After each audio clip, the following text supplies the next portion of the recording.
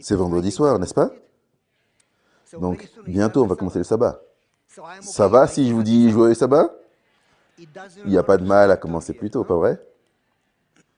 Vous savez, les Juifs, est-ce que vous savez quand est-ce qu'ils commencent à préparer le sabbat? Dès que le sabbat se termine, ils commencent déjà à se préparer pour la semaine suivante. Et ils disent, nous ne gardons pas le sabbat nous garde. C'est merveilleux. Mais si vous allez à l'église et que vous gardez le sabbat parce que c'est la bonne chose à faire, mais que vous ne rencontrez pas Dieu, vous perdez votre temps. L'église et le sabbat, ce n'est pas une question de programme, c'est une question d'adorer Dieu. Et vous devez garder cette image à l'esprit. Lorsque vous priez, ce n'est pas une question d'exprimer vos besoins, même si vous le pouvez, mais c'est une question de passer du temps avec Dieu. Quand on étudie la parole, ce n'est pas une question d'avoir des informations, mais c'est une question de connaître Dieu. Voilà pourquoi Jésus dit aux pharisiens dans Jean chapitre 5, « Vous étudiez les Écritures parce que vous pensez y trouver la vie éternelle. Cependant, elles témoignent de moi. En résumé, vous devriez étudier les Écritures pour me connaître. » Ce soir, nous allons parler de quelque chose qui a été construit sur le même sujet. Ça fait que s'amplifier. On va parler d'un sujet qui changera totalement votre vie, vos prières, votre perspective. Si vous comprenez ce sujet, ça va tout changer. Votre joie, votre paix, votre assurance, absolument tout ça va transformer votre vie chrétienne. Espérons que nous sommes non seulement des auditeurs, mais aussi des acteurs. Avant de commencer, inclinons la tête et prions ensemble à nouveau. Père Céleste, nous prions que ton Saint-Esprit ouvre la parole devant nous, que nous puissions la comprendre et être transformés par elle, que nous puissions voir Jésus et que nous puissions lui permettre d'œuvrer en nous. Père, s'il te plaît, que ton esprit soit déversé sur nous tous, celui qui parle, ceux qui écoutent, que tous puissent t'écouter. On prie au nom des mérites de Jésus. Nous te remercions. Amen. Ce message est vital. Ce message peut tout changer. Il s'agit probablement de la meilleure promesse biblique ou de la meilleure perspective biblique que vous puissiez recevoir si vous parvenez à en saisir un aperçu. Et pour vous faire passer ce message, je vais commencer par une histoire. Et la moitié de l'histoire est vraie et l'autre moitié, je l'ai inventée, c'est pas réel. La première moitié qui est réelle, vous savez, vous en connaissez une partie. Combien d'entre vous se souviennent de ma partie de golf, cette histoire que je vous ai racontée? Oui ou non, vous dormiez? Si oui, ok, relevez la main. Juste pour être sûr que vous ne dormez pas pendant le message. Quand j'étais enfant, j'étais au balcon, j'avais un tube qui ressemblait à une longue paille. Je l'ai rempli de riz et j'observais les gens dans l'église, ceux qui dormaient, et je leur lançais du riz dans la tête pour les réveiller. Et ils ont appris que si ils faisaient une petite sieste, ils levaient les yeux pour voir si je les surprenais, parce qu'ils savaient ce qui allait suivre. Vous avez de la chance que je n'ai pas ma paille ce soir. Et les jeunes, s'il vous plaît, ne prenez pas cette idée.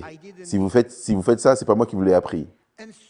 Donc, pour revenir à ce que je disais, je vais vous raconter l'histoire, la suite de l'histoire de notre partie de golf. Mon ami m'a amené jouer au golf et je n'aime pas le golf. Je préférerais prendre mon vélo et faire du VTT. Je préférerais prendre ma moto. Quand je suis sur ma moto, je suis déjà au ciel. Je préférerais jouer au ping-pong. Mais le golf, on lance la balle, puis on roule pour aller récupérer la balle, ensuite on la lance encore. Mais si tu as la balle, garde-la, pourquoi tu la relances? Ça ne fait aucun sens. Et ensuite on paye pour ça. Et ensuite on paye pour les équipements, le matériel. Ensuite on paye pour entrer, on paye pour les frais d'adhésion au club. C'est pas pour moi. Mon ami, il aime le golf et mon ami dit, on a été jouer au golf et je fais que rater les coups. Il dit, garde les yeux sur la balle. Vous vous souvenez de ça? Mais ensuite, il m'a dit, Pavel, j'ai une entreprise. Et je savais qu'il avait une entreprise. Il était très prospère. Il a dit, j'ai un de mes amis comme associé parce que j'étais trop stressé. Et nous étions censés travailler ensemble. Mais il n'a pas vraiment beaucoup travaillé. mais il avait l'impression de travailler plus que moi, et j'avais l'impression que je travaillais plus que lui. Du coup, on s'est disputé violemment, et on n'arrivait plus à s'entendre. Et finalement, il y a eu des conflits, des tensions, et cela arrive souvent lorsqu'on travaille avec des gens. Avant de travailler, on est amis. Quand on commence à travailler ensemble, quelque chose se passe. Quand il y a des affaires, de l'argent, du leadership, du contrôle, quelque chose se passe. Il a dit on est devenus des ennemis, notre amitié avait disparu. Et je me suis souvenu, si on allait jouer au golf ensemble et on jouait ensemble, on pourrait renouer nos liens. Donc il a dit, je l'ai amené jouer au golf avec moi. Il m'a dit, Pavel, tu sais quoi? Jusqu'ici, l'histoire est vraie. Tu sais ce qui s'est passé? On jouait au golf et instantanément, j'étais devant lui.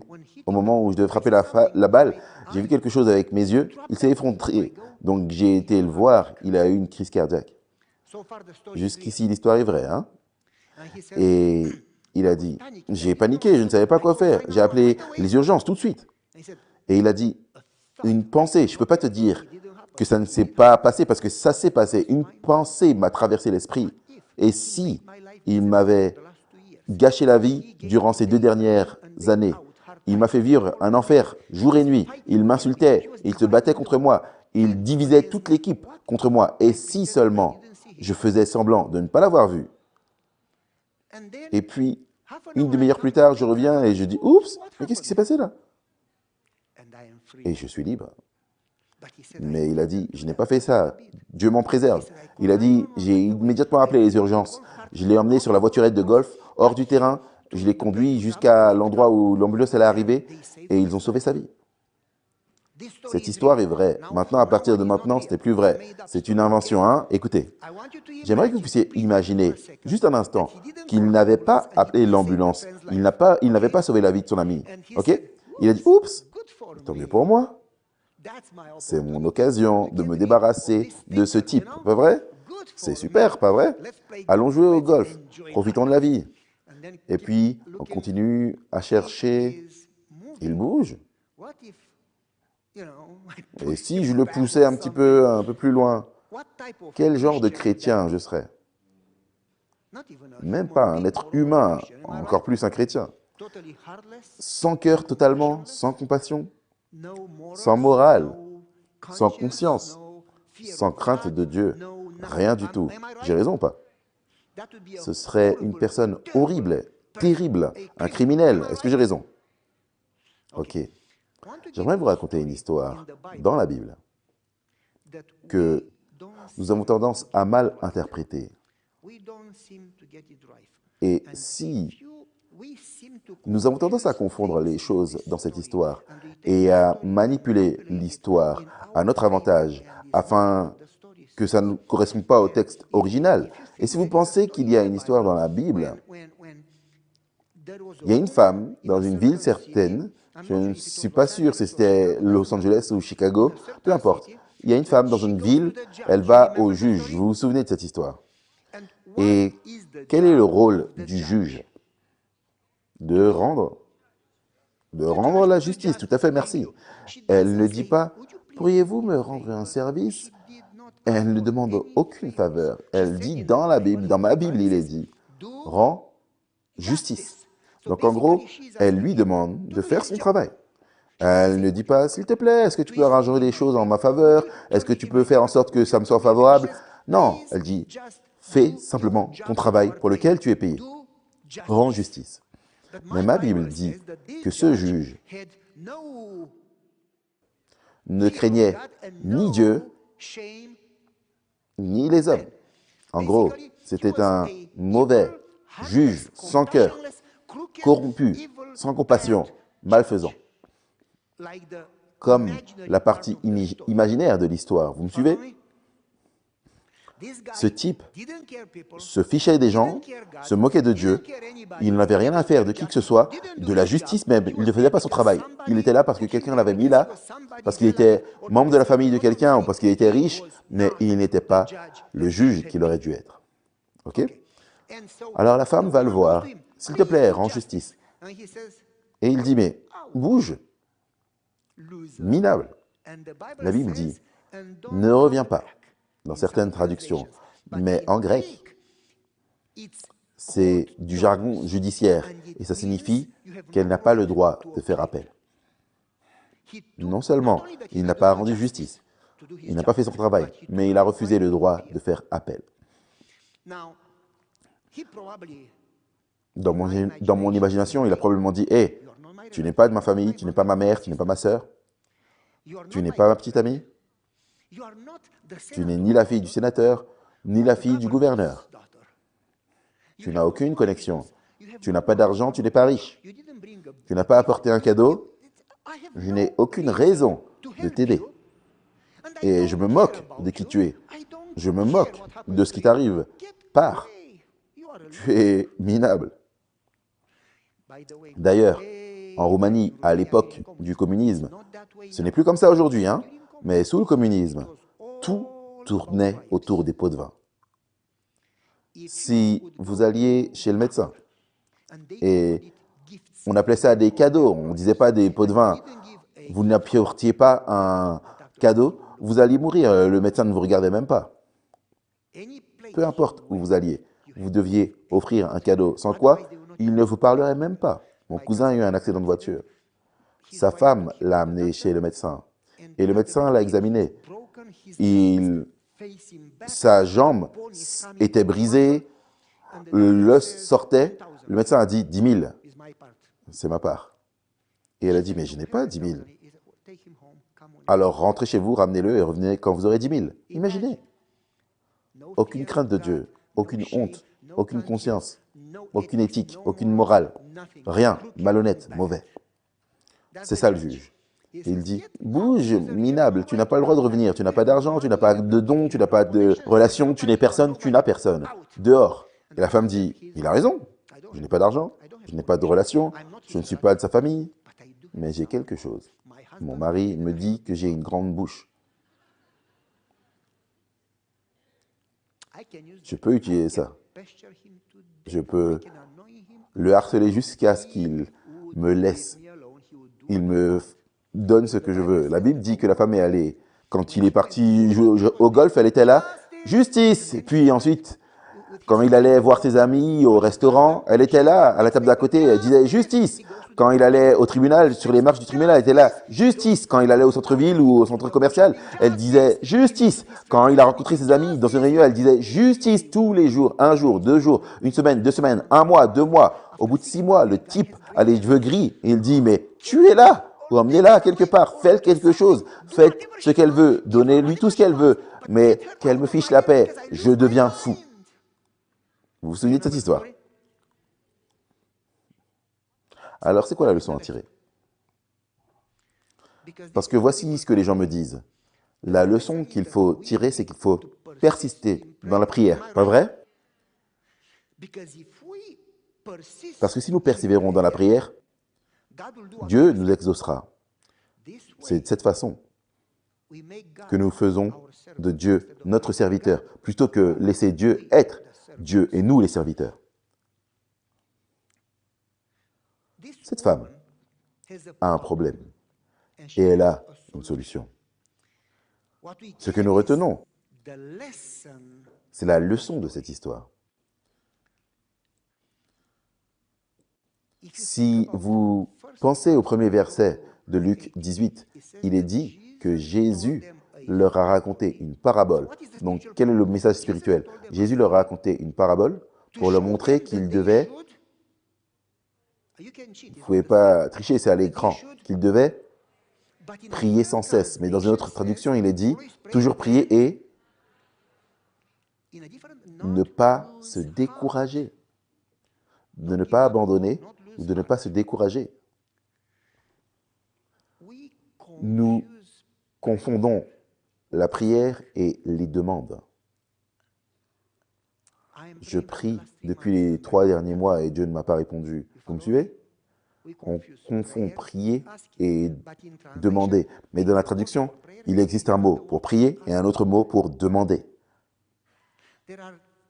J'ai constaté 8 types de prières. La prière de pétition, la requête, la prière d'intercession, la prière d'action de grâce, la prière de relation, et la liste est longue. Mais ça, c'est pas le séminaire, c'est la prière. On n'a pas le temps pour ça. La prière n'est pas nécessairement demandée. En fait, si vous lisez les psaumes 27, David dit, « Je veux passer tous les jours de ma vie dans ton temple. Un jour avec toi vaut mieux que 1000 jours à Las Vegas. » Il ne dit pas ça. Je veux te voir, je veux te connaître. Il ne dit pas, je veux tes bénédictions, j'ai besoin d'aide pour mon travail, j'ai besoin d'aide pour ma santé, j'ai besoin d'aide. Il dit non, je veux ceci. Il dit, je te veux toi. Et bien trop souvent, nous nous adressons à Dieu pour obtenir une bénédiction au lieu de chercher celui qui bénit. À la mesure où nous avons fait des bénédictions notre Dieu et de Dieu notre serviteur. Et au lieu d'adorer Dieu, nous sommes arrivés au point d'adorer les bénédictions. Et ce qui était prévu par Dieu pour être des bénédictions, ça devient des idoles et des malédictions.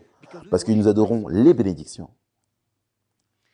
Et le but de cette histoire n'est pas que si vous harcelez Dieu jusqu'à la mort, il n'a d'autre choix que de faire ce que vous demandez. C'est comme moi, quand j'étais enfant, je savais que ma mère avait essayé d'avoir un garçon et elle a une fille, puis ensuite elle a essayé encore, elle a une autre fille, elle a essayé encore. Le médecin a dit, vous ne pouvez plus avoir d'enfant. Et puis elle a arrêté d'essayer. Et plus tard, des années plus tard, il se trouva que quelqu'un est arrivé. Elle était à nouveau enceinte. Le médecin a dit, vous allez mourir. Si vous tombez enceinte, vous allez mourir. Elle a dit, non, je vais la garder. Et le médecin a dit, c'est une fille de toute façon. Et ma mère a dit, non, non, non, je vais la garder.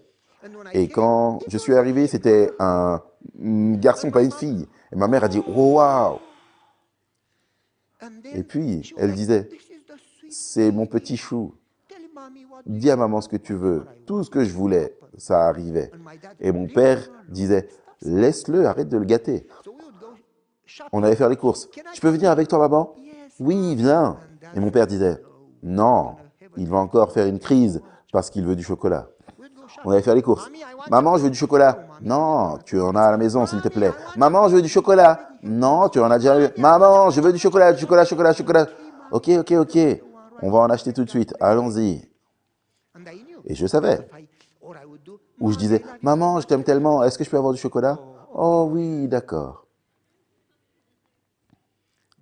C'est ce que nous pensons. Si nous n'arrêtons pas de demander encore et encore et encore, peut-être même jeûner, car jeûner, c'est comme une grève de la faim. Si on jeûne, on va convaincre Dieu d'entendre notre voix. Or, le jeûne ne consiste pas à ce que Dieu entende notre voix, c'est à ce que nous, on vide notre esprit pour entendre la voix de Dieu. Et si on a la foi, une voix forte, Dieu va faire ce qu'on veut. La foi, ce n'est pas Aladdin et la lampe. Vous voyez ce que je veux dire? Ce n'est pas, si vous avez une foi forte, Dieu va faire ce que vous voulez. La foi, ce n'est pas manipuler Dieu pour le faire faire ce que nous on veut, c'est pour nous manipuler, nous, pour nous amener à faire ce que Dieu veut, même si on ne comprend pas. Et qu'on continue à lui faire confiance. La foi est censée agir sur nous, pas agir sur Dieu et le faire changer d'avis. Ça devrait nous faire changer d'avis. Et pourtant, nous pensons que cette histoire nous apprend à demander sans cesse, à pousser. Vous avez déjà vu dans les vieux films, il y a une armée et un château, une forteresse, et l'armée arrive, et les murs sont grands, il y a une grande porte, et ils disent « Oh, qu'est-ce qu'on devait faire ?» Et ils arrivent avec un énorme tronc, et ils poussent la porte, boum, boum, jour et nuit, une semaine, 2 semaines, jusqu'à ce que les portes cèdent. Est-ce que vous avez déjà vu ça? Ça veut dire que vous regardez les films. C'est ce qu'on pense qui arrive avec Dieu. Si on continue de pousser, et de frapper la porte, ça va craquer. Et ensuite, de sa main fermée à vide, il va finalement nous libérer une bénédiction. Au lieu de faire comme Jésus, Père, si possible, éloigne cette coupe de moi. Néanmoins, Père, que ta volonté soit faite.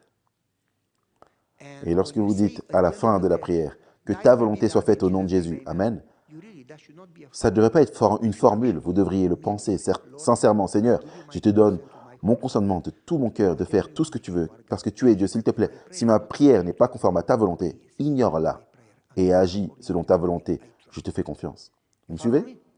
Les prières ne servent pas à tordre le bras de Dieu, de demander sans cesse, comme Ézéchias. Vous vous souvenez, le roi, Tu vas mourir. Non, Seigneur, s'il te plaît, donne-moi encore plus. Non, tu dois mourir. Non, donne-moi plus. Ok, ok, 15 années de plus. Et ce fut un désastre, non seulement pour lui, mais pour tout Israël. Vous me suivez? Laissez Dieu être Dieu. Et vous, soyez le serviteur.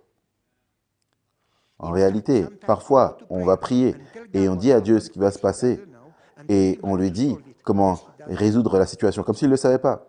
Et Ellen White dit, nos parents, nos prières ne sont pas pour informer Dieu. Quand on lui parle de nos problèmes, on lui dit simplement parce qu'on lui donne la permission. Dieu respecte le libre arbitre. On lui donne la permission d'agir. Mais après avoir présenté le problème, on dit, Seigneur, je te donne ce problème. Alors vous dites que ta volonté soit faite et vous avancez et vous attendez le Seigneur et vous le laissez faire sa volonté. Mais le problème, c'est que nous ne faisons pas confiance à Dieu. Alors, on continue à insister, espérer, et on ne croit pas qu'il agisse. Et ensuite, on choisit une voie, on fait un plan, et on fait une toute petite prière que nous-mêmes, on peut réaliser. Et après l'avoir fait, on dit Dieu l'a fait. Je ne sais pas si vous m'avez suivi. Mais nous ne croyons pas vraiment que Dieu va agir. Et donc, quel est le point de cette histoire? Si vous comprenez ce point, cela changera tout. C'est le passage le plus magnifique de la Bible. Dieu n'est pas comme ce juge. Ce juge, dans cette histoire, dans la Bible, n'est pas une représentation de Dieu. Ce juge est corrompu. Dieu est juste. Ce juge n'a ni honte, ni crainte, rien. Dieu est plein d'amour, de miséricorde, de compassion. Ce juge ne se soucie pas d'elle. Dieu se soucie de nous au point qu'il a donné son Fils pour nous. Dieu n'est pas comme ce juge. Est-ce que vous êtes d'accord avec moi? Donc, quel est le sens de cette histoire? Si vous regardez de plus près, il est dit que Jésus leur a raconté une histoire pour leur apprendre qu'ils devaient prier et ne pas se décourager. Qu'ils devaient prier sans se décourager. La prière ne devait pas être une routine. On prie le matin, le soir et avant les repas. La prière est une routine. Ellen White dit dans son livre « Vers Jésus », la prière est le souffle, la respiration de l'âme. Je n'ai jamais vu qui que ce soit respirer 3 minutes le matin, 3 minutes le soir, 1 minute avant le repas et être vivant. Si vous voulez avoir une véritable vie spirituelle, être pleinement vivant spirituellement, vous devez prier sans cesse, comme vous respirez sans cesse. C'est pourquoi il est essentiel de comprendre que la prière ne consiste pas à demander sans cesse, mais à être connecté sans cesse. Ce que Jésus dit, demeurez en moi, ne vous séparez pas de moi. Dès que vous vous séparez, vous échouez. La prière, c'est une connexion continue. Ellen White dit, Enoch, Abraham, tous ont marché avec Dieu, virgule, ils étaient constamment en sa présence, constamment connectés, constamment dépendants, constamment en communion. Elle parle de Jésus. Jésus, chaque matin, il se levait tôt, à l'aube, et il passait du temps avec son Père. Et elle dit que Jésus ne faisait aucun plan pour lui-même. Non parce qu'il n'avait pas une intelligence, il était incapable de faire un plan. Elle dit, il recevait le plan du Père pour chaque jour. Et ensuite, elle ajoute, nous devons faire la même chose. Présentez à Dieu vos plans, prêts à abandonner ou à les réaliser selon sa volonté. Puis, cherchez son plan et ayez confiance qu'il va prendre soin de vous. Cherchez d'abord le royaume de Dieu et il s'occupera du reste. Et mon Dieu fait ce qu'il dit. Et donc, ça ne signifie pas que nous devons aller à Dieu et prier sans cesse et continuer à demander sans cesse. Non qu'il faille prier occasionnellement ou de manière routinière, ni même de temps en temps ou de prier en moment de crise uniquement. Mais nous devons continuellement être connectés et ne jamais nous déconnecter. Voici la vie chrétienne. Et Jésus voulait leur enseigner bien plus que cela. Non seulement, il ne fallait pas se décourager lorsque vous ne voyez pas la réponse à la prière, lorsqu'on ressent une injustice, lorsqu'on est attaqué et personne ne semble comprendre et que ce n'est pas juste, lorsque vous traversez une crise de santé, une crise familiale, professionnelle, vous avez l'impression que ce n'est pas juste. Vous avez prié pendant 3 mois, 6 mois, il n'y a pas de réponse. Vous ne devez pas dire, pasteur, ça fait 6 mois et Dieu ne répond pas. Vous ne devriez jamais perdre la foi. Vous ne devriez jamais douter de Dieu. Vous ne devriez jamais vous décourager. Vous n'avez pas besoin de comprendre. Vous avez simplement besoin de rester connecté. Si vous n'avez pas de réponse, Ne vous découragez pas. Ne perdez pas espoir en Dieu. Ne vous découragez pas. Ne vous découragez pas. Satan veut que vous puissiez vous décourager. Restez dans la bataille. Vous me suivez? Voilà la leçon. Mais c'est plus profond que ça. Il dit, très intéressant, soit dit en passant, je vais vous raconter une petite histoire, j'aime les histoires.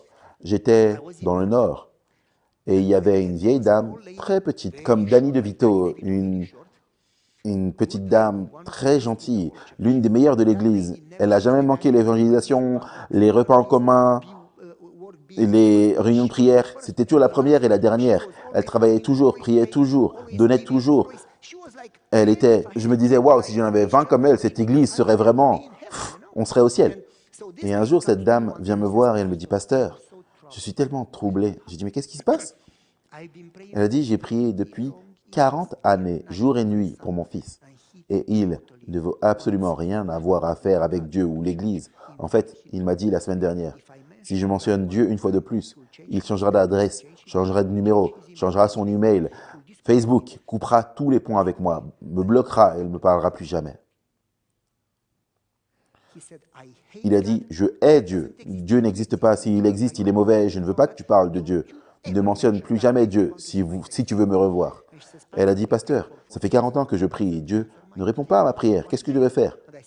J'ai dit, ma sœur, Dieu a répondu à chacune de tes prières, chaque jour. C'est juste que ton fils est très têtu. Dieu continue d'œuvrer avec lui, mais il est comme une mule, tu sais. Donc j'ai dit, qu'est-ce que tu dois faire? Tu dois continuer à prier. Elle a dit, mais combien de temps? J'ai dit, tu sais. J'ai dit, pendant combien de temps tu respires? Elle a dit, mais pasteur, c'est pas la même chose. J'ai dit, c'est absolument la même chose. Il suffit juste de continuer à prier. Et Dieu continue d'agir. Tant que tu continues de prier, Dieu continue d'agir. Il peut dire non, mais Dieu continue d'agir. Eh bien, eh bien, eh bien. Peu de temps après, il a eu un AVC. Elle est tombée dans le coma et elle est morte. J'étais à l'hôpital, à côté de son lit. Et elle s'est réveillée. Pasteur, tu es là? Oui. Qu'est-ce qui va m'arriver? Je ne sais pas. Qu'a dit le médecin? Oui, vaut mieux qu'il te le dise toi. J'ai eu un AVC. Oui, tu as eu un AVC grave. Est-ce que je peux bouger? J'ai dit, tu peux essayer. Rien. Pasteur, tu m'as dit de prier tant que je vis, mais je suis en train de mourir. Qui va prier pour mon fils? J'ai dit, ma sœur, tu as prié toute ta vie. Maintenant, parle à Jésus. Dis, je suis en train de mourir, mais je te demande de continuer à agir, même après que je ne puisse plus rien demander. Et j'ai dit, et tu le confies à Jésus? Et elle a fait, elle a prié là. Et elle faisait des allers-retours, finalement, elle est morte. Au funérailles, il est venu. Et après le serment, il est venu me voir avec des larmes. Ma mère était si patiente, si aimante, une chrétienne merveilleuse, la plus belle personne, avec un caractère exceptionnel. Elle aidait tout le monde. Elle nous aidait toujours. Et je lui ai mené une vie si dure. Que puis-je faire pour revoir ma mère? J'ai dit, toi, méchant garçon, tu lui as rendu la vie misérable. Elle est morte en pleurant à cause de toi. Est-ce que je vais revoir ma mère? Probablement pas. Il a dit, qu'est-ce que je peux faire? J'ai dit, mais pars. Il a dit, est-ce que tu plaisantes? J'ai dit, oui. Qu'est-ce que je peux faire, pasteur? J'ai dit, tu dois te repentir, mon ami, et tu dois être baptisé. C'est ce que tu peux faire. Pasteur, est-ce que j'ai un espoir quelconque? J'ai dit, oui. Il a dit, pourquoi? Parce qu'elle priait pour toi. Voilà pourquoi tu as de l'espoir. Il a dit, pourriez-vous me donner des études bibliques? J'ai dit, oui. Est-ce qu'on peut commencer aujourd'hui? Oui. On a fait des études bibliques, il a été baptisé. Il a dit, pasteur, j'ai perdu 40 ans de ma vie à lutter contre Dieu. Comment est-ce que je peux récupérer le temps? J'ai dit, tu peux pas, c'est parti. Mais tu peux utiliser le temps restant. Il a dit, qu'est-ce que je dois faire? J'ai dit, tu t'es repenti, tu t'es fait baptiser, maintenant tu dois aller. C'est ce qu'ils ont fait. Ils les baptisaient, imposaient les mains et ils les envoyaient travailler. Si tu aimes Jésus, tu ne gardes pas ça à l'intérieur. Si tu gardes ça à l'intérieur, Ellen White dit, ceux qui sont véritablement convertis, ils ont une passion pour le dire aux autres. Et elle dit, si vous n'avez pas cette passion, vous avez peut-être été baptisé sans jamais être converti. Dans un autre paragraphe, elle dit, ceux qui ont été baptisés, ils sont baptisés dans le royaume de Dieu en tant que missionnaires. En résumé, elle dit, dans un autre paragraphe, elle dit, ce n'est pas tout le monde qui peut partir à l'étranger, mais tout le monde est appelé à être missionnaire dans son quartier. Vous vous souvenez du paragraphe? L'Église a un pouvoir d'action. Vous vous souvenez le paragraphe? Et je lui ai dit, va travailler. Il a dit, pasteur, où est-ce que j'habite? À 110 km d'ici, il n'y a pas d'église. Est-ce que tu veux m'aider à planter une église? J'ai dit oui. Il y avait une autre famille, et lui, et on s'entendait de temps en temps, et ils se sont associés, ils ont fondé une église. J'allais, je baptisais, ils avaient encore plus de gens, ils faisaient de l'évangélisation, il est devenu le premier ancien. L'église est montée à 70 membres, ils ont continué de croître.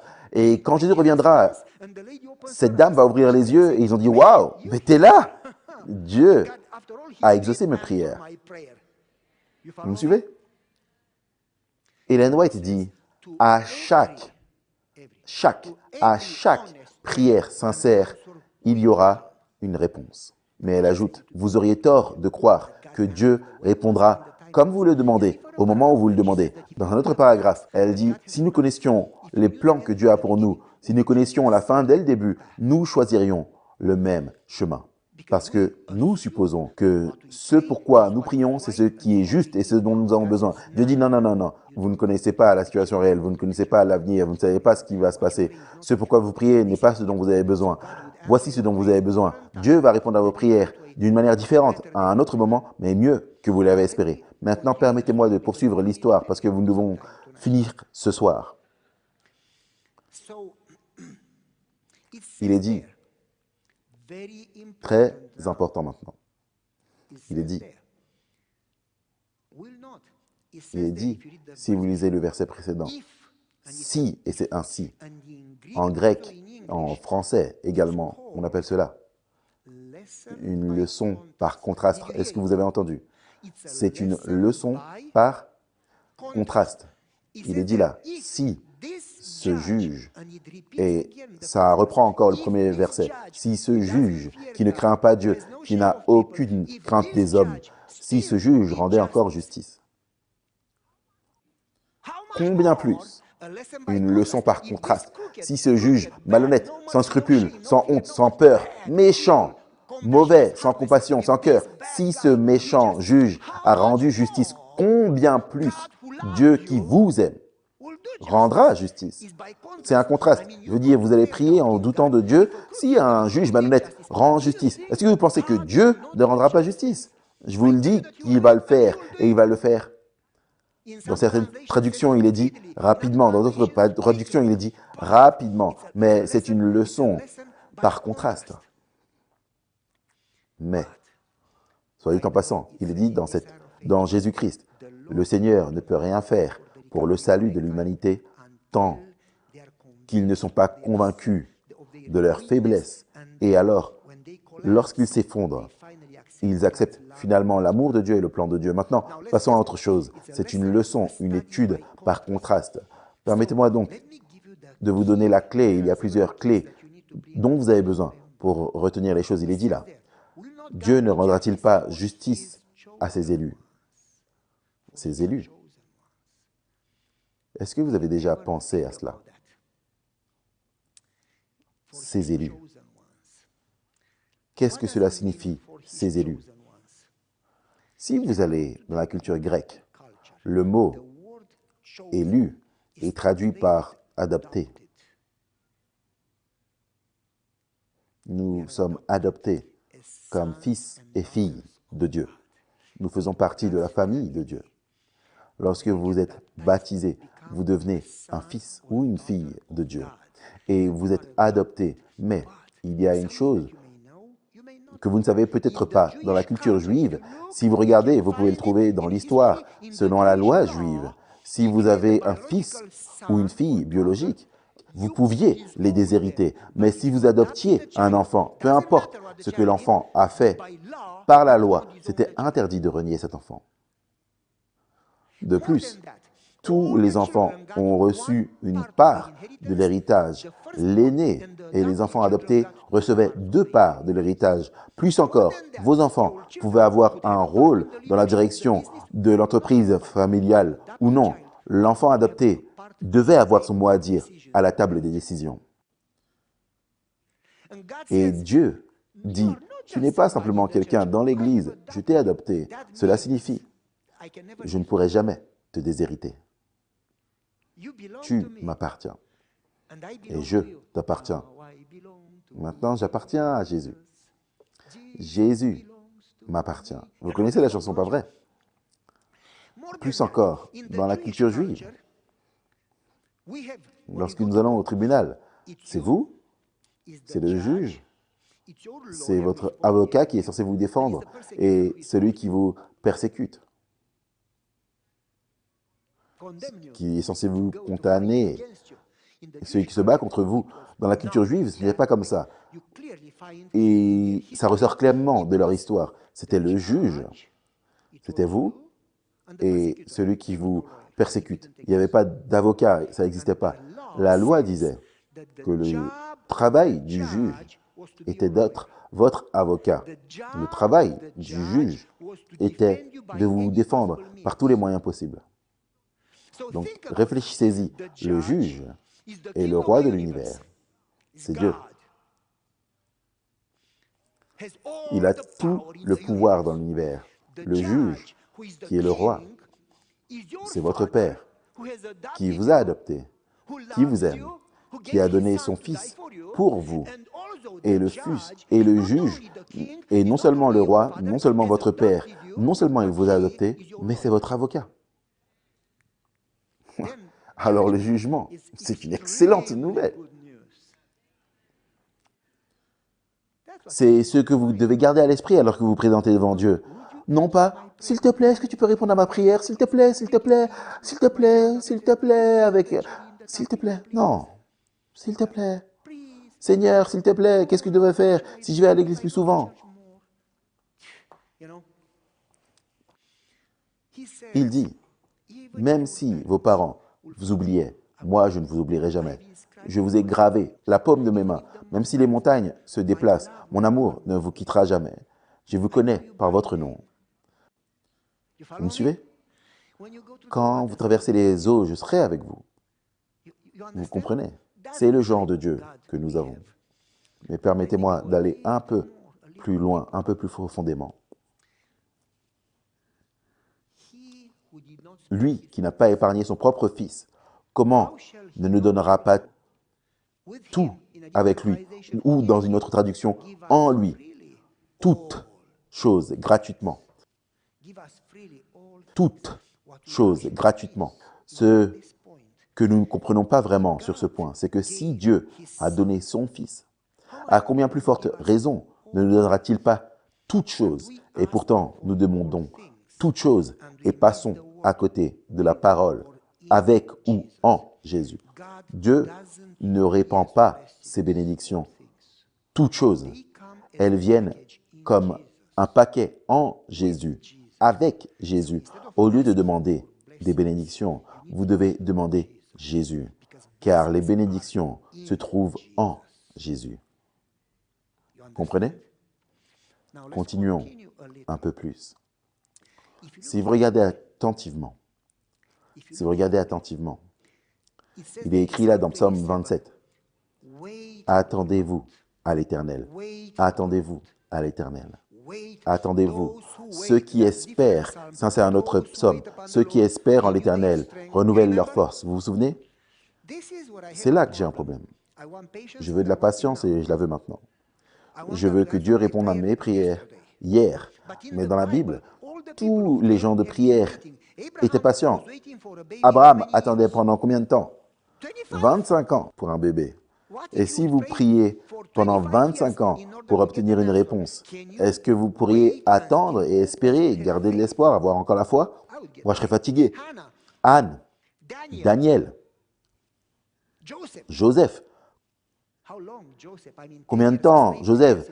10 ans, esclave, 3 ans en prison, 13 ans. Moi, j'aurais perdu espoir. Moïse, 40. Noé, 120. Regardez dans la Bible, vous verrez, ces gens priaient. Oh, dès que je n'obtiens pas la bénédiction ou la réponse, je vais me décourager, je vais être triste, perdre la foi. Pourquoi Dieu ne répond pas à ma prière? Ces gens, leur foi ne dépendait ni des réponses, ni bénédictions. Leur foi reposait sur les relations. Votre foi doit reposer fermement sur une connaissance profonde de qui est Dieu. Votre foi ne devrait pas dépendre des réponses.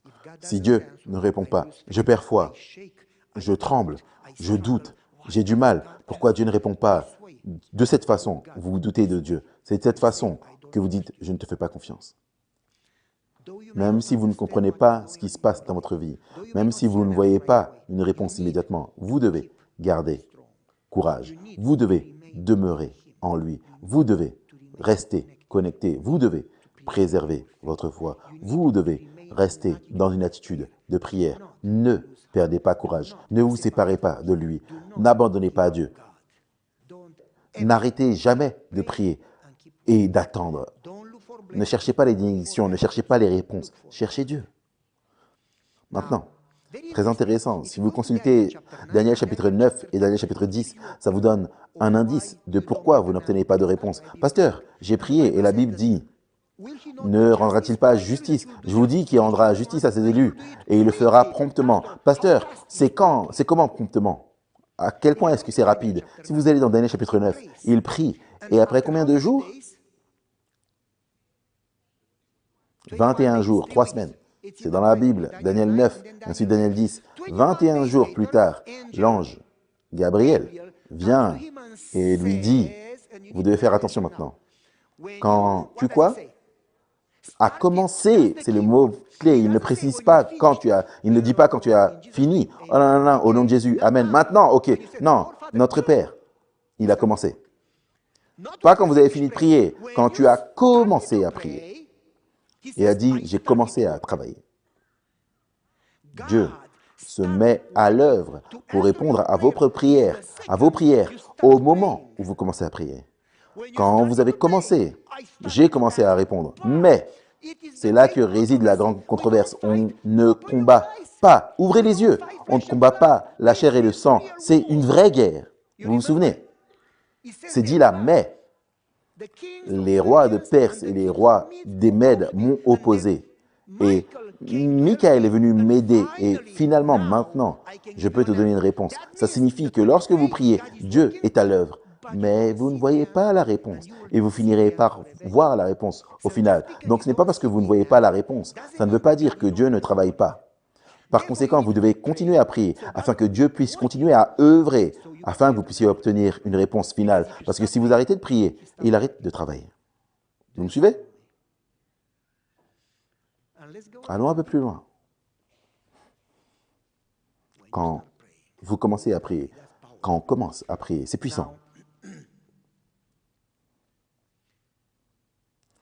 Le problème que nous ne voyons pas dans l'histoire se trouve dans le verset suivant.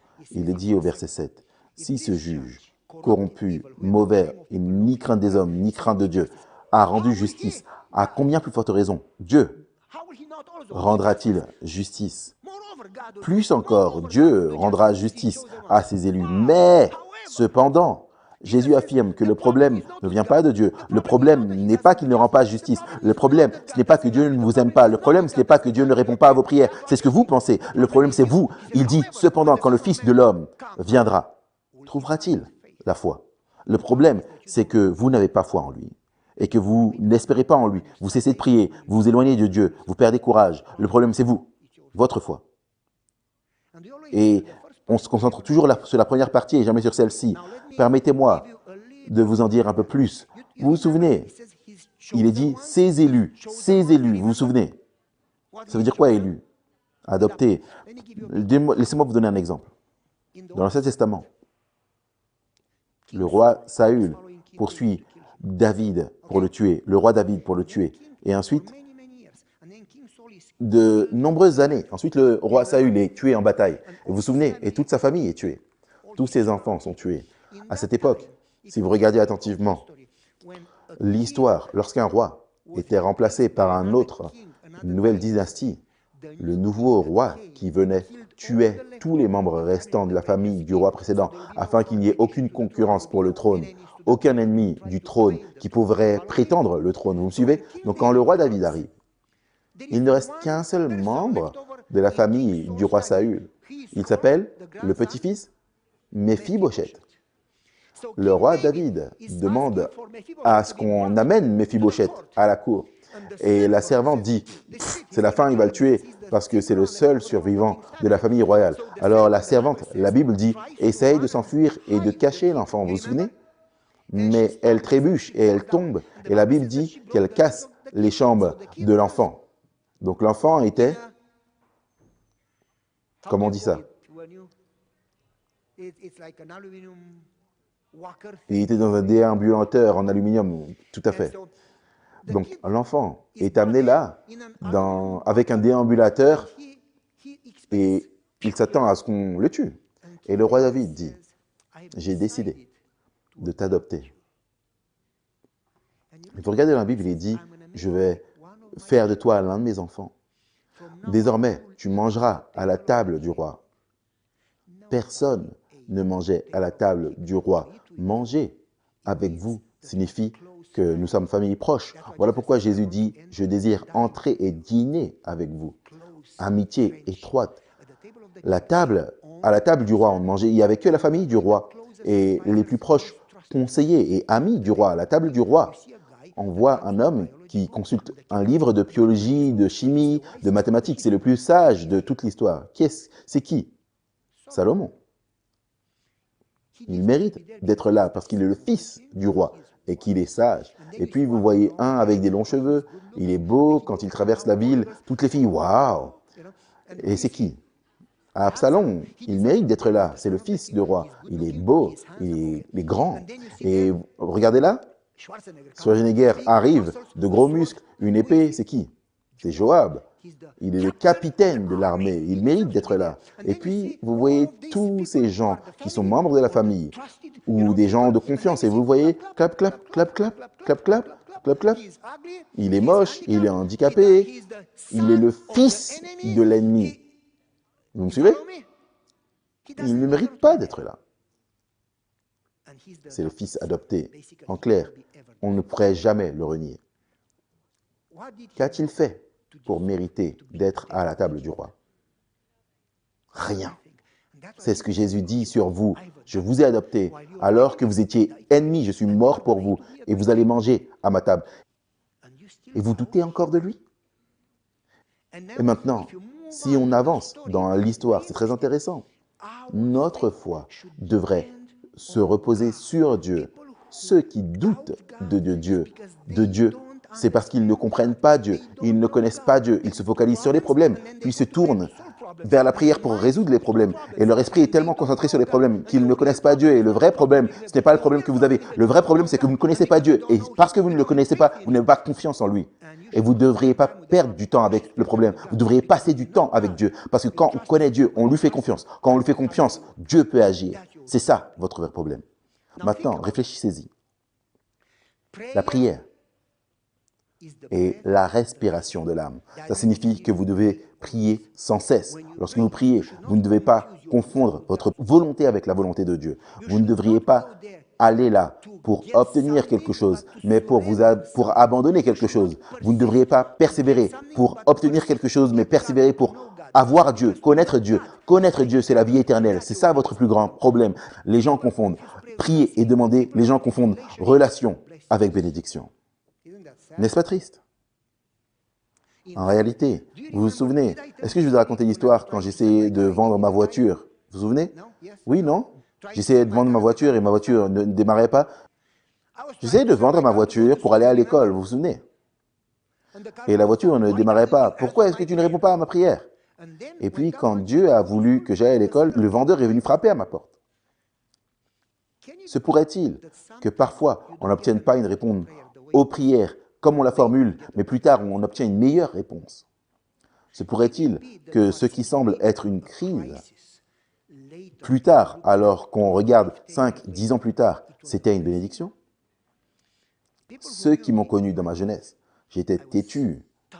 Je voulais faire à ma façon ou rien, ambitieux, impoli, déterminé, colérique, irritable, impulsif. J'insultais les gens.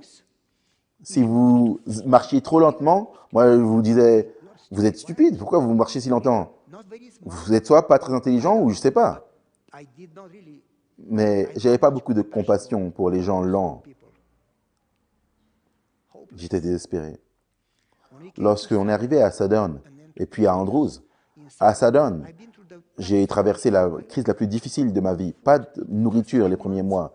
Terrible. Allergie de la tête aux pieds. Mon corps était couvert de boutons qui me démangeaient tellement et le gonflement était tellement important. J'arrivais même pas à tenir un crayon. J'ai été chez le médecin, ils m'ont bourré de Prolizone, ceci, cela. Rien n'a fonctionné. Ils m'ont dit c'est le stress. Il n'y a rien qu'on peut faire. Je ne dormais pas la nuit, j'avais beaucoup de cours, je n'avais pas d'argent, je n'avais pas à manger, je ne pouvais pas payer mes frais de scolarité, mon loyer, l'électricité, j'étais désespéré. J'avais 2 emplois, ma femme avait 3 emplois. Je ne demandais rien à personne, j'avais trop de fierté pour ouvrir la bouche et me plaindre. Les gens me demandaient « Comment ça va ?»« Oh, super !» Et je n'arrivais même plus à marcher, j'avais tellement mal. La nuit, je me grattais, je pleurais. Et à cause de l'allergie, de la douleur. Et finalement, j'ai prié, j'ai prié, j'ai prié, et Dieu n'a pas répondu. J'ai prié, Seigneur, je suis désespéré, je n'ai pas mangé depuis 5 jours. Pour moi, c'est la fin du monde. Seigneur, je suis désespéré, s'il te plaît, j'ai juste besoin d'un morceau de pain. Pas de réponse. Finalement, Dieu a résolu tous ces problèmes. Je me souviens un jour, je marchais à l'école parce que j'avais la voiture des disciples, c'est-à-dire la marche. Je n'avais pas de voiture.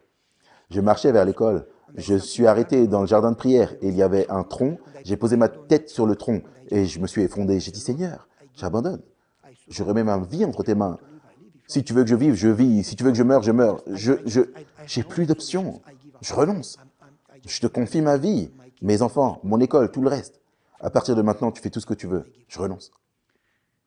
Et après avoir abandonné, les choses ont commencé à se résoudre.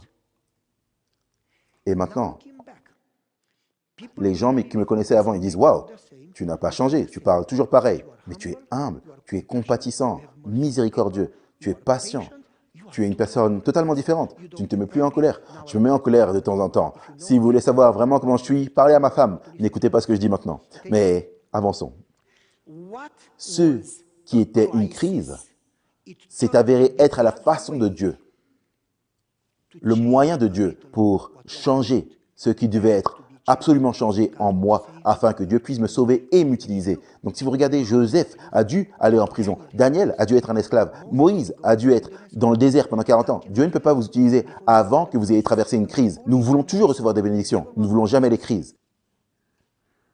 Mais si nous avions besoin des crises, est-ce que vous me suivez? En résumé, quand Dieu ne semble pas répondre à votre prière, il répond en réalité, mais différemment de ce que vous avez demandé. Est-ce que c'est possible? Ne devrions-nous donc pas faire confiance à Dieu? Mais laissez-moi vous donner la meilleure partie. Laissez-moi vous donner la meilleure partie. Nous savons. Il n'est pas dit « nous espérons ». Il est dit « nous savons » combien de choses, que toutes choses concourent au bien de ceux qui aiment Dieu. Les conflits même que nous rencontrons sont autorisés à nous rendre plus forts et non pas à nous détruire. Dieu ne nous dirigerait jamais autrement que eux-mêmes auraient choisi d'être conduits s'ils connaissaient la fin dès le commencement. Vous connaissez ce passage, pas vrai? Laissez-moi vous dire quelque chose qui est extrêmement puissant. Quand j'ai découvert ça, j'étais sous le choc. Écoutez attentivement, mes amis. Si vous allez dans Romains chapitre 8, Paul écrit une lettre aux 6 églises à Rome. Les 6 églises à Rome avaient des problèmes avec les dirigeants juifs. Les chefs religieux exigeaient qu'ils soient circoncis, qu'ils fassent ceci et cela, sans quoi ils seraient perdus. Et Paul dit non, non, non, non, non, non, non. Vous n'êtes pas obligé de faire ça.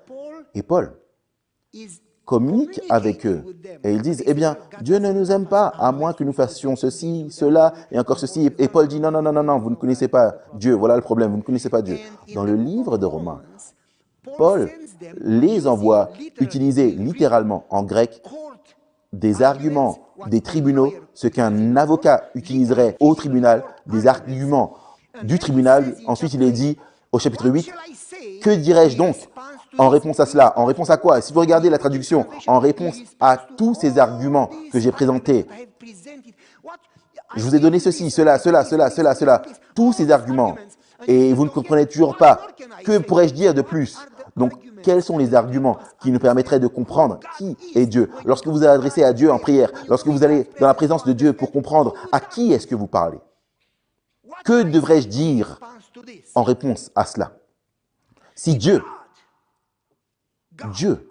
le roi de l'univers, le créateur, celui devant lequel les anges se couvrent, celui qui les fait chanter Saint, Saint, Saint. Si Dieu, votre roi, le créateur, s'il est votre juge, s'il est votre protecteur, s'il est votre père, s'il vous a adopté, s'il a donné son fils pour vous, si Dieu est pour vous, et d'ailleurs, en grec, c'est traduit ainsi, puisque Dieu est pour vous, alors qui, dites-moi, qui peut être contre vous? En résumé, qui peut vous séparer de l'amour de Dieu, de sa présence? Quels sont les arguments qui mènent à cette conclusion? Quels sont les arguments? Et je n'ai pas le temps, mon temps est écoulé, je vais aller rapidement sur les arguments. Je vais en aborder quelques-uns. Dans Romains, chapitre 3, il est dit, nous avons tous péché. Et par Adam, le péché est rentré dans le monde et nous avons tous péché. Et à cause du péché, nous allons tous mourir. Mais ensuite, il dit, lorsque Jésus est venu, à travers Jésus, la vie est venue, le pardon est venu, la justice est venue, le salut est venu. Alors, vous qui avez péché, vous avez une deuxième chance. En Adam, vous mourrez. En Jésus, vous vivez. Et il dit, c'est un don. Vous ne pouvez pas payer, c'est un don. C'est par la grâce, au moyen de la foi. Mais réfléchissez-y, c'est même plus que cela. Dans Romains chapitre 5, il dit, nous avons été, quel temps c'est? Nous avons été, le passé, nous avons été justifiés. Nous avons la paix avec Dieu par Jésus-Christ, par qui nous avons également accès par la foi à sa grâce, par lequel nous demeurons. C'est quoi? Un présent. Nous avons la paix par Jésus-Christ. Nous avons accès par la foi en sa présence, à sa grâce, à son royaume. Nous nous trouvons déjà maintenant, en ce moment présent, et nous nous réjouissons dans l'espoir de la gloire à venir. C'est quel temps? Espoir. Lorsque vous acceptez Jésus, lorsque vous comprenez vraiment cela, il prendra soin de votre passé, il s'occupera de votre présent, il prendra soin de votre futur. Ce dont vous avez besoin, c'est que vous devez connaître Dieu. Le problème que vous avez, ce n'est pas Dieu, c'est vous. Vous ne connaissez pas Dieu. Vous devez arrêter de vous focaliser sur les choses, arrêter de vous focaliser sur les gens, arrêter de vous concentrer sur les problèmes. Il est temps de se concentrer sur Dieu. Vous devez l'avoir si présent à l'esprit, que votre esprit soit rempli de Dieu, vos paroles, votre travail, votre marche, vos prières. L'essentiel, tout est focalisé sur Dieu. Plus vous vous rapprochez de Dieu, plus vous le connaissez, plus vous l'aimez, plus vous lui faites confiance, plus vous le désirez. Et donc vous le désirez encore plus, vous le recherchez encore plus, vous l'obtenez encore plus. Vous le côtoyez davantage, vous gardez les yeux fixés sur lui et vous dites « Waouh !» Digne est l'agneau, comme les anges, vous dites « Waouh !» Vous le désirez davantage, vous en voulez davantage, vous le trouvez davantage, vous le recherchez davantage. Si vous vous approchez de moi, je m'approcherai de vous. Si vous me recherchez de tout votre cœur, je me laisserai trouver par vous. Vous le recherchez davantage, vous le voyez plus, vous découvrez une autre facette de sa gloire, vous dites « Waouh !» C'est merveilleux. Et vous restez sans voix, et vous l'aimez davantage, et vous le désirez davantage, et vous le recherchez davantage, et vous vous rapprochez davantage, jusqu'à ce que vous et Dieu ne fassiez qu'un, et que les gens voient Jésus en vous. C'est ça l'expérience chrétienne.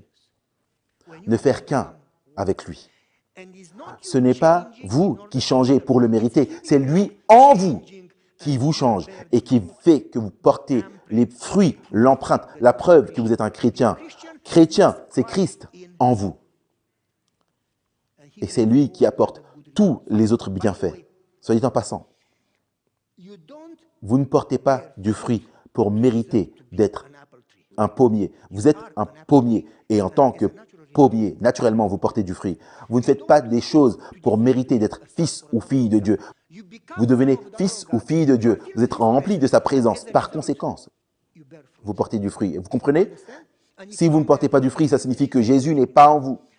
Et puis, dans Romains chapitre 6, à ce moment où Jésus vit déjà en vous, vous êtes libéré du péché, vous êtes pardonné. Vous êtes libre, vous n'êtes plus esclave du péché. Vous avez la vie éternelle, pas quand il vient. Vous l'avez déjà. Jésus nous dit, Zachée, aujourd'hui, mon royaume est entré dans ta maison. Quand Jésus reviendra, vous serez déjà au ciel. Vous êtes une personne vraiment, vraiment heureuse. Si vous ne l'êtes pas, le royaume n'est pas encore venu chez vous. Vous me suivez? Chapitre 8. Et il n'y a plus de condamnation. C'est merveilleux. Aucune condamnation pour ceux qui sont en Jésus. Christ en vous, l'espérance de la gloire. Plus de condamnation. Pensez-y. Pensez à Marie. Où sont tes détracteurs? Ils sont partis. Et Jésus dit également, je ne te condamne pas non plus. Je suis venu pour sauver le monde. Je ne te condamne pas non plus. Vous me suivez? Il dit, va et, en grec, il n'est pas dit comme ça. C'est pourquoi tu peux aller et ne plus pécher. Parce que tu m'as reçu. Tu as reçu le don de plus de condamnation. Ça signifie, je t'ai donné un nouveau départ. Tout ton passé est pardonné, disparu. Tu es né de nouveau. Je te donne un nouveau départ. Tu pars de zéro. Une feuille propre, blanche. Tu n'es plus condamné. Tu es en Jésus. Tu as un nouveau départ. Tu peux retourner et ne plus recommencer. N'est-ce pas magnifique? Le Saint-Esprit demeure en toi. C'est puissant. Ellen White dit, le Saint-Esprit est la seule instance divine capable de changer notre nature. Le Saint-Esprit vit en vous. Le Saint-Esprit demeure en vous. Vous êtes fils et filles de Dieu, adoptés. Et vous pouvez l'appeler Abba, Père.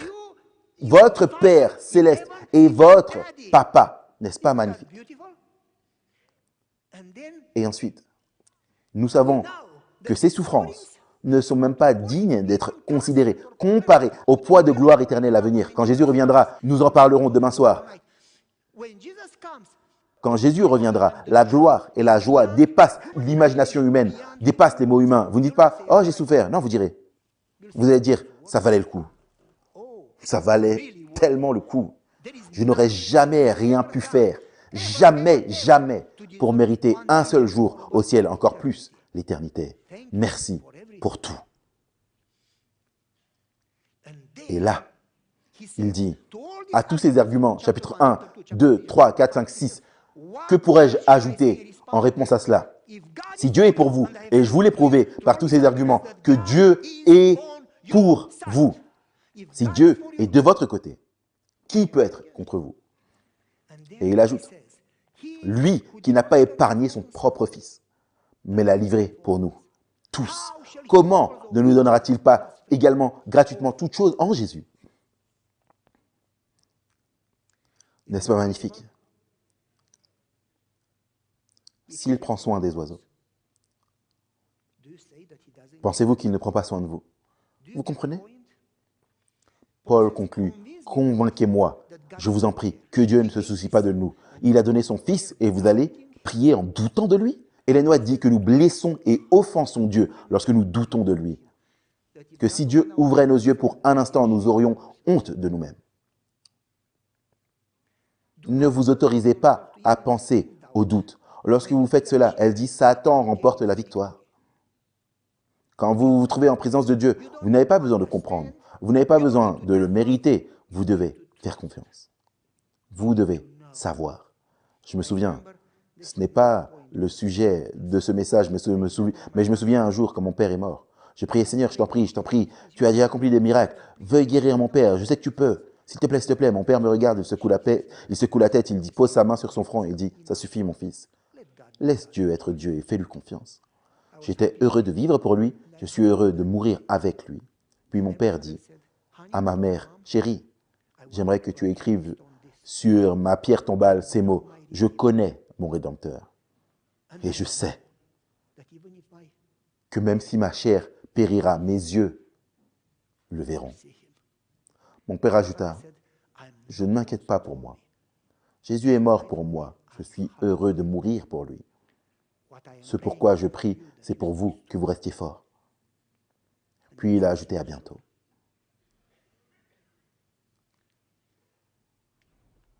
Je connais mon Rédempteur. C'est ce que Job a dit. C'est ce que Paul a dit. Je sais en qui j'ai cru. Le problème que nous avons quand nous doutons de Dieu, c'est que nous ne le connaissons pas. Quel bon parent donnerait un serpent à son fils quand il demande du pain? Si vous qui êtes mauvais savez donner de bonnes choses à vos enfants, à combien plus forte raison? Est-ce que vous comprenez? Il a payé le prix le plus fort. Il est prêt à payer n'importe quel prix, sans hésitation, parce qu'il vous aime. D'ailleurs, j'étais dans le Tennessee, j'étais à l'école.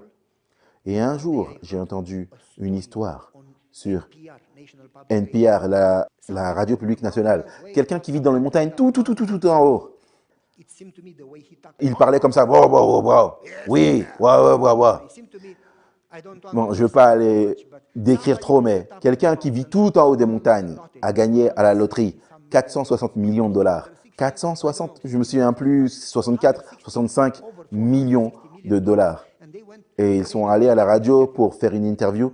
Monsieur, j'ai oublié son nom, peu importe. Qu'est-ce que vous allez faire avec tout cet argent? Il a dit, je ne sais pas.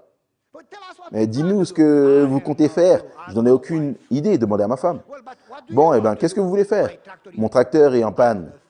Je vais réparer l'essieu à avant. Combien ça coûte? Probablement 2000 dollars.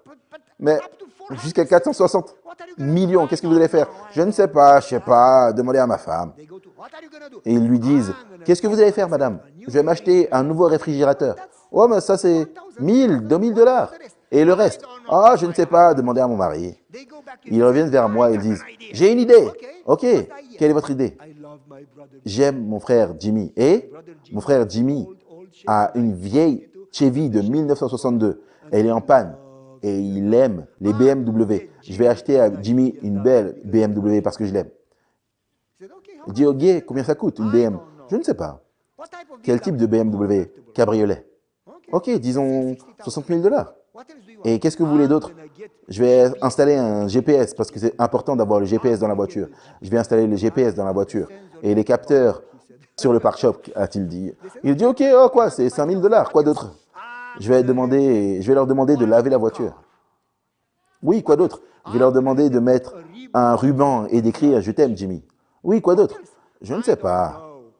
Vous n'en avez pas assez, je vous ai dit ce que je vais faire avec l'argent. Ils ont dit, mais et si la voiture a besoin d'être cirée, nettoyée?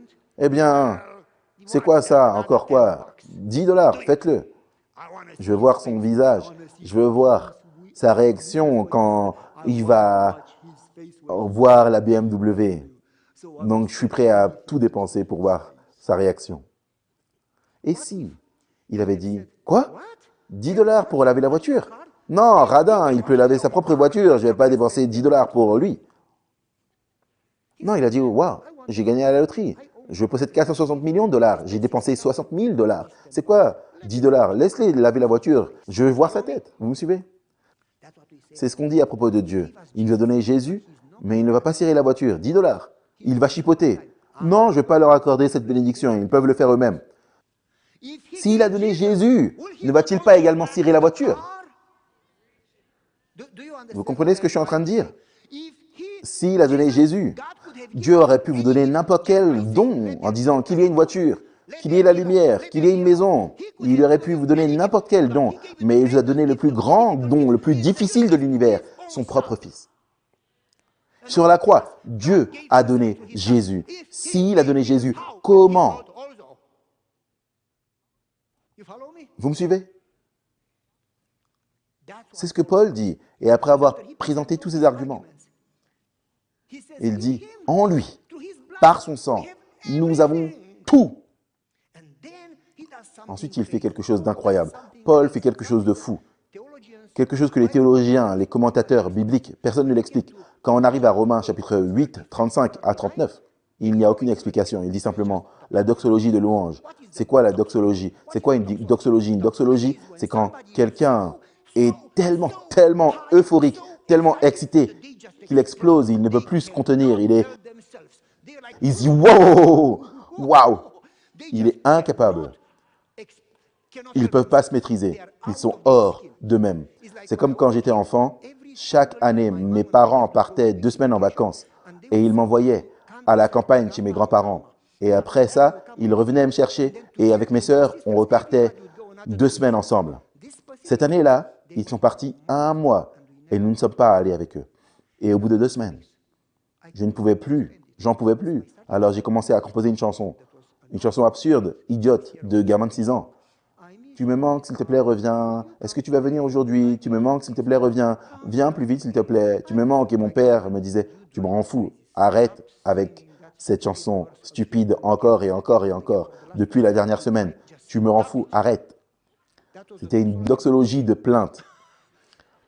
Mais quand mes parents sont arrivés après un mois, j'étais à l'arrière de la voiture et pendant 2 heures de route, je n'arrêtais pas de dire « Je suis tellement content qu'on rentre, je suis tellement content qu'on rentre et on rentre à la maison finalement et je suis tellement content qu'on rentre à la maison. » Et mon père disait « Arrête, tu me rends fou. » C'était la doxologie de louange. Vous me suivez? Quand vous êtes tellement heureux que vous ne pouvez plus vous retenir et qu'on explose de joie, c'est une doxologie de louange. C'est ce que Paul dit, il répète sans cesse. Qu'est-ce qui nous séparera de l'amour de Dieu? Les épreuves, la détresse, c'est la même chose. La persécution, la famine, la nudité ou les destructions, l'épée, c'est la même chose. Parce que je suis persuadé que ni la hauteur, ni la vie, ni la mort, ni les principautés, ni les puissances, c'est la même chose. Ni le passé, ni l'avenir, ni la hauteur, ni la profondeur. Ça ne fait aucun sens. Si tu dis rien, ça inclut tout. Ni la hauteur, ni la profondeur, ni la gauche, ni la droite. Rien ne nous séparera. Rien. Absolument rien. Rien. Peu importe ce que vous traversiez. Rien. Rien ne nous séparera de l'amour de Christ. Si vous comprenez ça,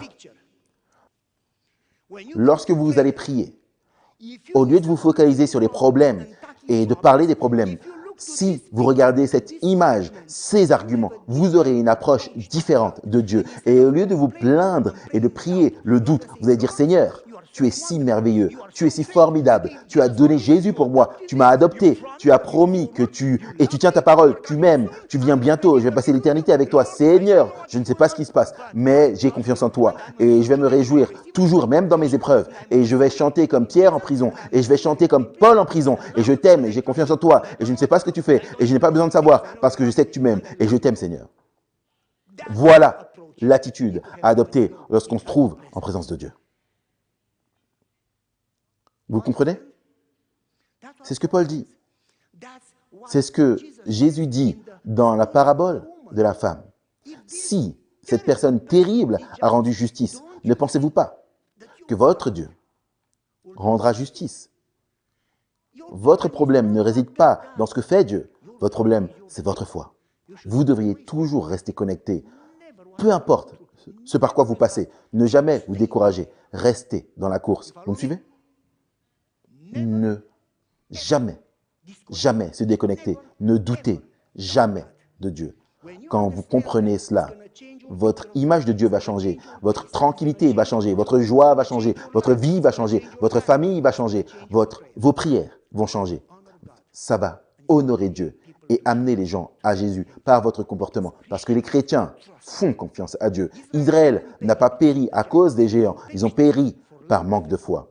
Ils ne faisaient pas confiance à leur Dieu. Les chrétiens qui vont à l'église, qui croient en un Dieu, mais ne connaissent pas Dieu, elles ne lui font pas confiance.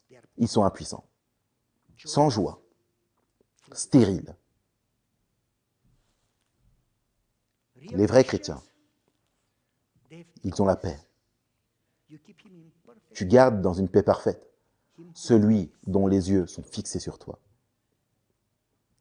Vous me suivez? Mes amis, notre temps est écoulé. Nous avons passé d'environ 4 minutes. Je veux juste conclure en résumé. Il nous reste encore 4 diapositives, mais ce n'est pas important. Je voudrais conclure avec cette réflexion. Nous vivons les derniers instants de cette terre. Je n'ai pas le temps d'aller là-dedans, mais si vous regardez aux prophéties, si vous regardez aux choses qui se passent autour de nous, même si vous êtes aveugle, vous savez que Jésus va réellement revenir et qu'il reviendra plus tôt que vous ne le pensez. Et toutes ces choses sur lesquelles vous stressez et sur lesquelles je stresse disparaîtront. Et nous accordons une importance démesurée à ces choses et nous laissons ces choses nous distraire de notre relation avec Dieu. Il n'y a rien de mal à avoir une maison, à avoir un travail, à avoir une voiture, une vie confortable. Moi aussi, je veux ça. Tout le monde veut ça. Mais c'est une erreur d'en faire sa priorité quand vous en faites votre Dieu. Faites de Dieu votre priorité. Faites de Dieu le centre de votre vie. La relation avec Dieu, le désir de connaître Dieu, le but, l'objectif, la raison d'être de votre vie. Faites-en l'objectif. Peu importe ce que je perds, je considère toutes choses comme des ordures pour le prix d'une seule chose, connaître Jésus-Christ, mon Sauveur. Il ne dit pas le Sauveur, il dit mon Sauveur. Et il ne dit pas cela sur le chemin de Damas. Il dit cela 20 ans, 29 ans plus tard, après sa conversion. Jour et jour, jour après jour, une vie, une quête quotidienne de connaître Jésus plus, de le servir davantage, de lui faire confiance davantage, de se réjouir de sa présence. Faites de cela l'objectif de votre vie quotidienne et votre vie sera transformée. Amen. Combien d'entre vous veulent commencer ça ce soir? Prions ensemble. Père Céleste, comment pouvons-nous te remercier pour le sacrifice de Jésus sur la croix? Comment pouvons-nous te remercier pour tellement de bénédictions sur lesquelles nous sommes aveugles? Comment pourrions-nous te remercier pour le ciel? Père, merci pour ton amour qui surpasse toute compréhension. Même au ciel, nous ne comprendrons jamais pleinement l'étendue de ton amour.